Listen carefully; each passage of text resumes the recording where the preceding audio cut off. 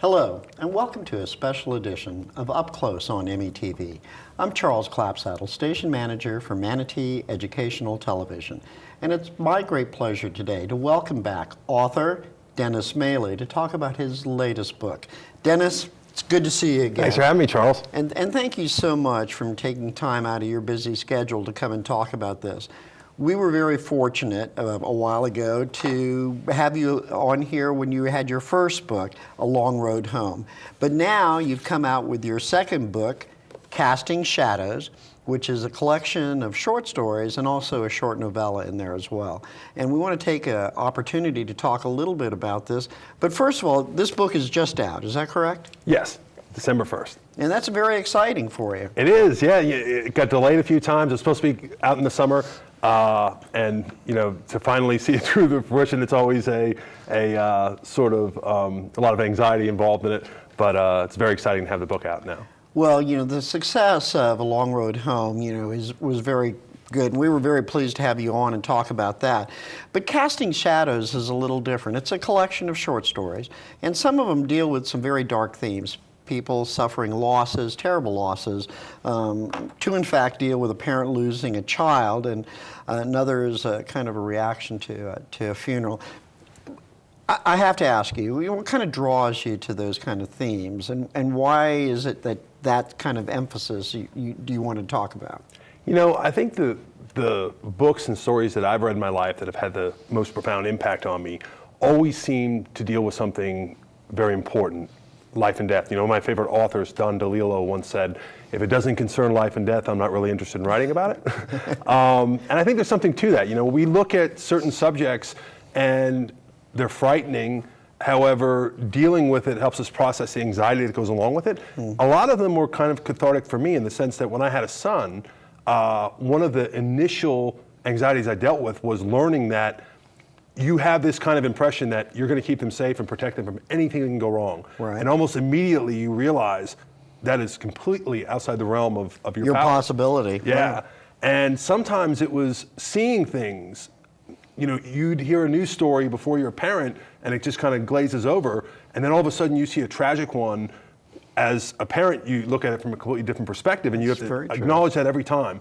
So sometimes writing through that and asking the question, how does somebody survive this sometimes? How do you process it? Yeah, you can't imagine. Like I can write about it, but I can't honestly imagine going through and surviving, coming out the other end of a tragedy like that. So sometimes writing about it and delving into what that must be like, not only for the person, but the people around them, it's cathartic, and I think hopefully sharing the story with other people, even though sometimes it's a little difficult to go there in your mind, is still, there's a value in doing it. And I would suggest to you too that, you know, by examining these things, it gives that reader of yours kind of an insight into those, you know, terrible themes that, you know, of loss and death. But also it's part of the human condition, you know, examining the human condition as well. But, you know, in addition, if writing the short stories wasn't enough, in addition to the 10 short stories that are featured, you also have a novella in there as well. And I want you to talk about that, and that's called Sacred Hearts. And it's something that a lot of people are dealing with in this day and age, and it has to do with post-traumatic stress. You're a former Army captain. You saw that in the field with, I'm sure, soldiers under your command. Why was that important to you to talk about this and to examine this under your gaze? Well, I have a very, very close friend who just retired as the longtime suicide prevention coordinator at the VA. And one of the things that I learned vicariously through that was how many people's lives it touches, not just the soldiers. Right. So, you know, I was very fortunate that I served during peacetime and I never had to see combat. I'm very grateful for that because I've seen so many of the soldiers that I've served with nobody comes back from that situation entirely whole. And what you then see through the eyes of other people is that it is one of these instances where its tentacles reach out and touch so many other people, coworkers, family members, people they're in relationships with, their children.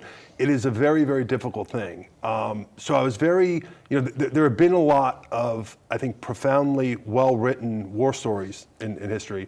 But I think one of the things that sometimes frustrates me is that we're moving in literature more towards a celebration of it. We see a lot more stories that are about the heroism and the valor. That genre is selling more than the more in-depth look at it. And I wanted to kind of look at the darker and uglier side of it and examine a person who wasn't a, kind of rah-rah soldier type. He was a teacher who entered the Guard to help pay for his education during a time like when I went in, when it was very not considered likely that you'd have to serve. He served very easily in the first Gulf War.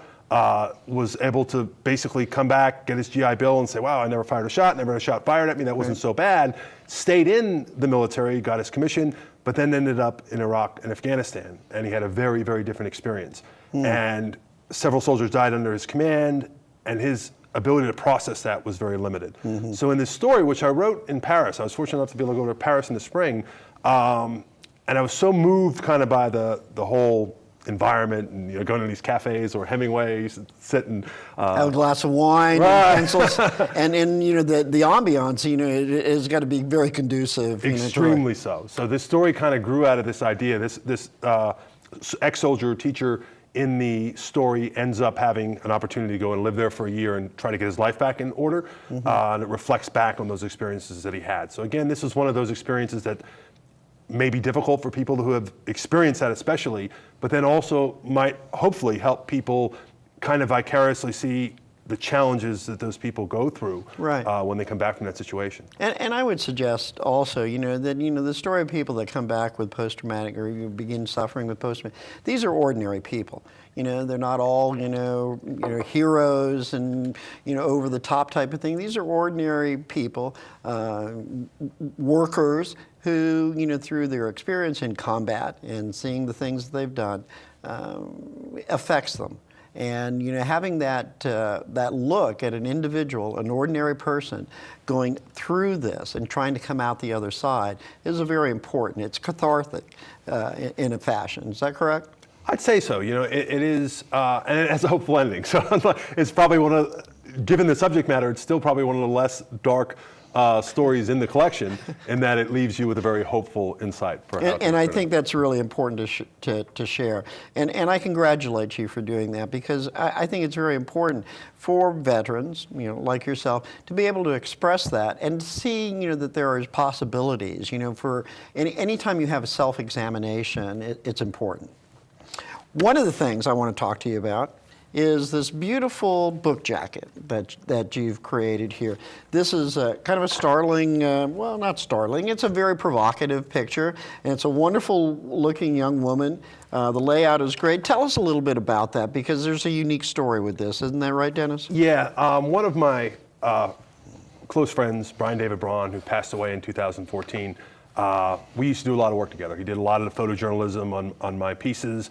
An amazing photographer locally out of Sarasota, was one of the first people who kind of became what they call Facebook famous. By just his Facebook page and the amount of attention it got, and the people that would love his pictures would provide for work for him. And he would do, things from independent rock album covers and, all kinds of great art, to his own showings. He did a great collection of a year in Mayaca State Park.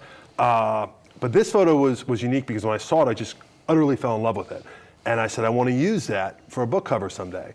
And he's like, yeah, absolutely, have it, I love it. So it's kind of a promise that I made. And unfortunately, like I said, he passed before he ever got to see it come to fruition. But it was very, very important to me to see that through and to include his work for the world to see. And it's promises kept. So, which is really important. I would turn the page over here, and there's another handsome young man up here in the corner too. It's just your shot, but it's a nice,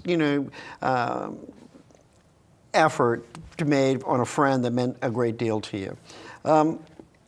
And it's a beautiful picture of a beautiful young woman.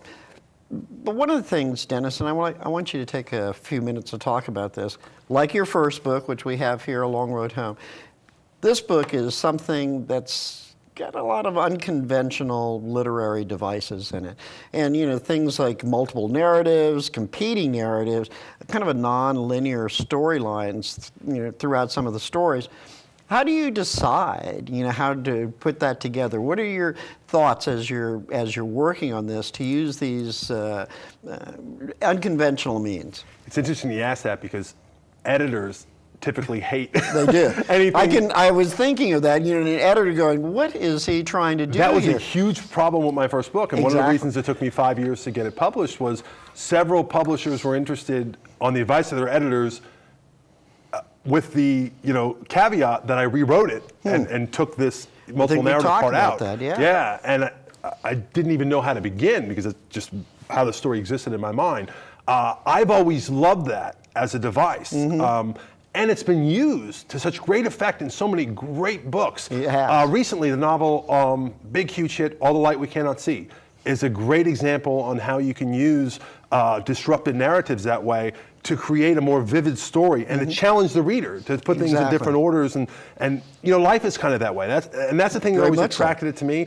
Life's not a simple story, you know? I can tell you my story and clean it up, but at the end of the day, there's a lot of versions from a lot of Which people. we're not going to hear, which we won't hear. A but- lot of perspectives. In order to get what I would say an honest view of something, you have to kind of come at it from different angles. And even when it's fiction, you know, the idea of acknowledging that everybody kind of sees things differently, and the truth lies somewhere in the middle, has always been something that has attracted me to that kind of story. So sometimes when you decide what you're going to tell, you know, what the tale is, then you have to say, what's the best way to really get into this and deliver it to a reader in a way that I want to hope at least that they're very invested in it. Oh, And- I would imagine. and and the other part too is I think it's also important to recognize the shifting patterns in the way people read. More people reading on digital devices, people reading on their phone, chunking things in the sense of I read for 20 minutes, I put it down, I pick it up tomorrow. More so than people doing the marathon reading sessions that used to. So I think sometimes having the stories told in these kind of choppier fashions, sometimes it's more conducive to that as well. And I think that's great. And sometimes the story kind of dictates, I would suggest, you know, the way that you want to tell it, you know, with a multiple narrative perhaps. And, you know, I think it's a very unique way of looking at it. It becomes very vivid, you know, and it jumps off the page. And it gives it an economy of language as well, in the sense that you can tell a lot more story with a lot less pages. And I think that's another thing that today's readers are looking for you to deliver. They're not looking for as many 450-page books. They're looking for a lot more 240-page books. And that kind of device allows you to get through backstory in a way that you can't if you're telling it in first or third person. And that's an excellent point, because, you know, I want to take a few minutes and get your kind of input on this. You know, short stories are like a wonderful part of American, or of literature, period. In the days before television, short stories were like considered the largest genre in literature. Hemingway, Fitzgerald, Flannery O'Connor, they were all had, you know, wonderful collections of short stories. But it kind of went away. But short stories are kind of making a kind of a comeback. And why is that important? And the technique for a short story is really unique. Tell us about what your feelings are about that. Well, yeah, you know, and every one of those writers that you mentioned are favorites of mine. And when you look at it, you know, one, a marketplace existed for it, and that's not so much the case now. So you had, you know, just the Saturday Evening Post alone was every week, you know, a few short stories. Harper's was very big back then. You had the New Yorker very big back then. You had McClure's. You had, you know, probably 30, 40 mainstream opportunities to get your work published. A lot of these authors, that's how they ate. That's how they paid their bills. The novels came in, you know, dribbles, so to speak, over their career.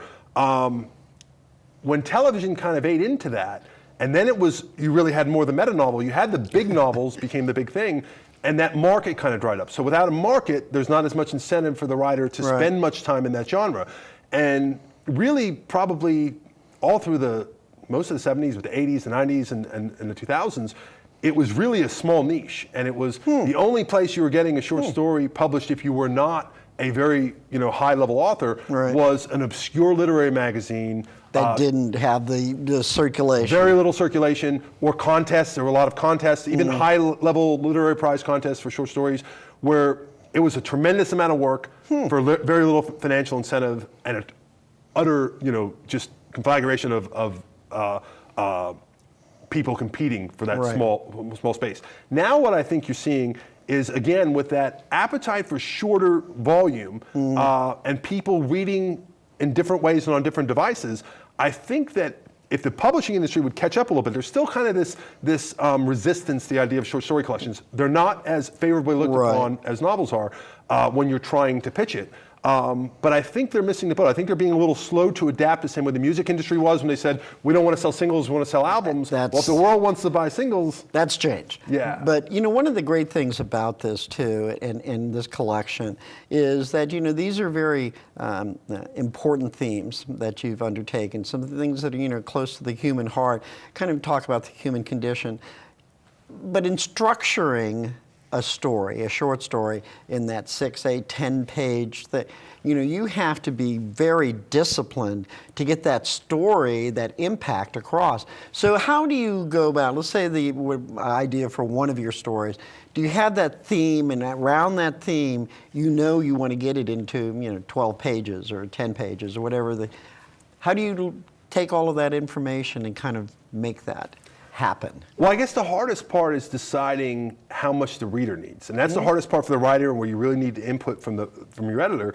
Is have I given them enough?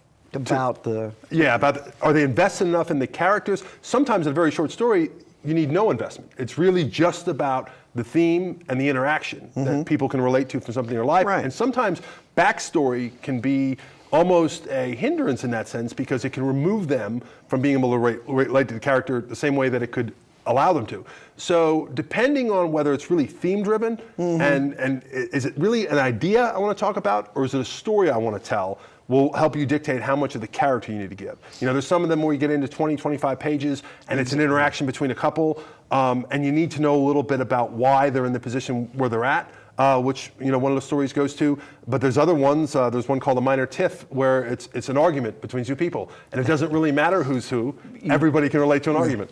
and I have to tell you, and I've only read a few of these. I haven't read the entire thing yet, but I have to tell you, you have a really great insight into people.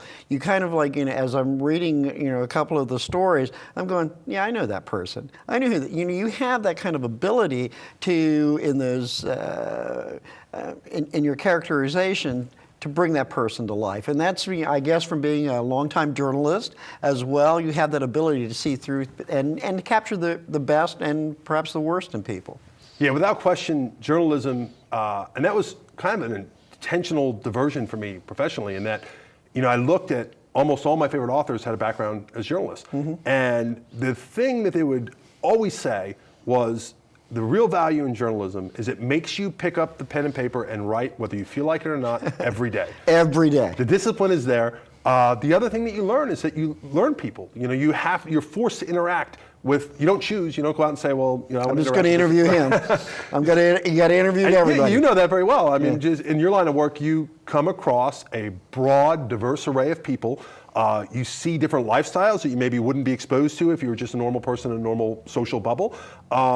And then you, from spending so much time talking to people, you pick up a lot of nuance. You pick up things about people's character, or just even their little, nuanced actions that maybe you wouldn't see otherwise too. So I think it's been very instructive. And I think you really can distill, illuminate, if I may, that kind of character that you're talking about. That by that sentence or two, you've kind of like said, I know who that person is. I know where they're coming from, and it's a wonderful ability to be able to take that and make it into somebody that you can identify with, and who that character is. But we'll put the literary devices aside for a minute, and I want to talk a little bit about the business of this. A lot of delays in publishing this book. For a variety of reasons. It's originally scheduled for the summer release, switching publishers, variety. unlike your debut novel, which is available, we're going to have the information on A Long Way Home up on the screen, talk about publishing and the difficulties and the degrees that you have to go through to get your work, or anybody's work really, into the publishing world. Well, it's increasingly difficult. I'm forever grateful to have broken through that. Originally, the second book was going to go with the same publisher, Double Bridge Publishing out of Gaithersburg, Maryland. Great, small indie house. They ran into some delays this summer. It looked for a while like they were going to be acquired by a California publisher. We still thought it was going to go in that direction for a long time. At the end of the day, it was not a situation that really worked for both of us. And I had the opportunity to go to another publisher out of Orlando who was very excited about the book. But again, a small indie press. So you're looking at a completely different business model than, say, Random House. Right, exactly. You don't have the same budgeting, you don't have the same access to bookshelves. In the shrinking market of concrete brick and mortar bookstores that even exist in the country. It's true. Amazon has really changed the game. And very much so. The world's greatest marketplace. In the same way that Spotify and all these streaming music platforms service, exactly. are doing to music, they're changing the publishing, and not really great for the authors. When you look at Amazon, my first book, I think when it was going on a hardcover for $25, I think I was getting 70 cents. So you look at that and you say, wow, that's a lot. That's a lot of money that goes somewhere else besides the guy who wrote it, right? Very much so. And you have this situation where if you're a really big author, you can negotiate a much better deal with Amazon, and they're going to warehouse the book, they're going to do different things, if you can ship 1 million of them. If you're Stephen King, you're going to do well, but you're still expected to discount your book considerably. So now you have Amazon, a new John Grisham book comes out and it's marked at $27.99, and you could pre-order it on Amazon for maybe $18.99. Right. So now you have these other independent bookstores who are trying to sell it in brick and mortar with more expenses at a non-discounted price. It's very, very difficult for them. Very difficult. So for those few authors, just like the music platform where you hear about Kanye West or Taylor Swift, they've negotiated this great deal. It's good for them, but there's a lot of people starving at that expense. And trying to make it into a market which is increasingly smaller. And that's a difficult thing. But, the talent and the ability and the worth of all of this thing is still out there. So it's got to be increasingly difficult to find that platform for casting shadows in A Long Road Home. But it's available. It's available. It's out there for those people that are interested, and it can be ordered online now. Is that correct? We did very well with the model the first time with A Long Road Home. Was for the first 60 days, it wasn't available on Amazon. And that gave all of the indie bookstores an opportunity. Yeah, the ones that were kind enough to stock it on their shelves, they had an opportunity to sell it where nobody else can get it. Right. With the new book, it's going to be the same thing, but it's not going to be available in the physical form from Amazon, only in the digital platform. I got you. The digital platform still makes sense. If you're not asking Amazon to warehouse anything, Audible and their Kindle work very, very well for the author. You get good royalties, it's a fair deal. When you're looking in the physical form, if you're not selling 1 million books, it is not really a viable model for most writers. Right. You get to get into that marketplace, but you're giving up a lot. But I would say the market share on the digital form is increasing, or has increased, and will continue to increase. So there's great possibilities there. There is. The difficulty with that is then you have a whole kind of submarket of self-published authors that kind of flood that easy to access market. So it's very easy to just, anybody can write a book tomorrow and throw it up in a Kindle store. That puts a tremendous amount of volume in there. So that just like music, the thing that's still missing is, you look at it and you say, some big band like Coldplay can say, hey, we're taking control of our music, we're doing something great. Authors can do the same thing. But those artists were all still born and bred in the old system. That's true. Right? Where the gatekeepers invested in a brand, created a brand, and then they want the return. Right. And they want the return. And it's very hard now. So when people say that today's, non-physical, the digital marketplace, allows anybody access. There's no barriers to entry. That's true, but then again, there's no barriers to entry. Yeah, and that's an excellent point. And and I would like to, perhaps down the road, we'll sit down and we'll talk about the publishing business as a thing, because it's something that's very critical to the value of a country for education. But there are some increasing barriers that are being thrown up, and the access to that is something that I think needs to be examined. I want to spend a few minutes. I didn't want to spend a lot of time, but I do want to spend some minutes because you're a very successful journalist, and you've spent half your life writing about real world as a columnist, as an editor, and the other half is writing these wonderful pieces of literature. How do you balance that? How do you balance writing about perhaps about a commission meeting, and then you have to sit down and with your other side, talk about these, dark themes of post-traumatic stress and suicide? It's sometimes very difficult not to balance, but to save enough.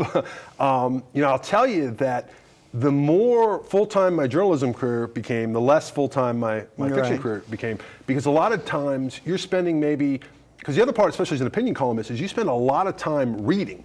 So you're absorbing a tremendous amount of information so that you can offer an informed opinion about it. So maybe you come home after reading for 6 solid hours, writing for 3 solid more, nonstop, and then you catch a few minutes and then you say, okay, I'm going to sit down and try to write, and there's nothing left. Yeah. It's hard to even the tank is empty. Yeah, it's hard to train your brain on anything productive. So sometimes that's probably the biggest challenge. But it's also a great escape from it. When you have this stuck in the real world, and a lot of what I write about is darker than the fiction. Right. Unfortunately, in these political times especially, you're usually not writing about the positive, wonderful things that are happening and how happy they're making everyone. So sometime, this election cycle was brutal. It was long, it was dark and ugly, and there was a lot of, there didn't seem like a great opportunity, a great opening, or a great market to give ideas and to talk about policy and to have serious discussions. It was hateful. Not this election. No, and that was tough. And I would suggest to you too, Dennis, having read your stuff as a journalist, you're very thorough and detail oriented, and as a journalist you cut to the heart of the matter, and I think that's an excellent thing. And to have that ability, not only as a journalist, to capture, what the event and the situation is, but also to have that inherent ability to take that gift and to write these beautiful short stories and this novella is a wonderful attribute, and it's a great privilege to have you can talk about this. And we're going to encourage people to go to the website and find out how they can find Casting Shadows and A Long Road Home as well. But before we go, I want to give you the opportunity. You got a lot of stuff on your plate. You have a wonderful son who's in 8th grade now. Yes. 8th grade, going on to college next year probably. He's a smart young man. But what's next for you? Do you have that novel that you're thinking about, another collection of short stories? What's next for you in this realm? Well, right now I'm actually working on a manuscript to adapt A Long Road Home into a screenplay. Oh, wonderful. So that first draft is almost finished, and then I have started another book. The next one out, it's tentatively titled The Ballad of Scratch Harris, and it will be set right here in Bradenton, and it will be about a sort of fledgling unknown musician who happened to do something very great that few people ever knew about. So, and a journalist who uncovers this and writes about it. Are you modeling that journalist after anybody that you know? I guess it'll be a cornucopia of things I've learned in the field. There are two exciting things. And I think writing a screenplay for A Long Road Home is a wonderful opportunity, and I think it's a wonderful story. And Casting Shadows, as I said, I've only read a couple of them, but they're fascinating, they're in depth, and they're talking about the human condition and some very dark themes, but at the same time they're very insightful. And congratulations on another great piece of work, Dennis, and we'd welcome you to come back perhaps as a journalist next time, wear your journalism hat and talk about some of the issues that are facing this community, but also we would welcome you back at any time to talk about some of your future work as well. Thank you. I appreciate it so much, Charles. And thank you for joining us on this special edition of Up Close on METV. If you want to find out more about Dennis's work, go to the websites on the screen and find out how you can get Casting Shadows or perhaps a copy of The Long Road Home.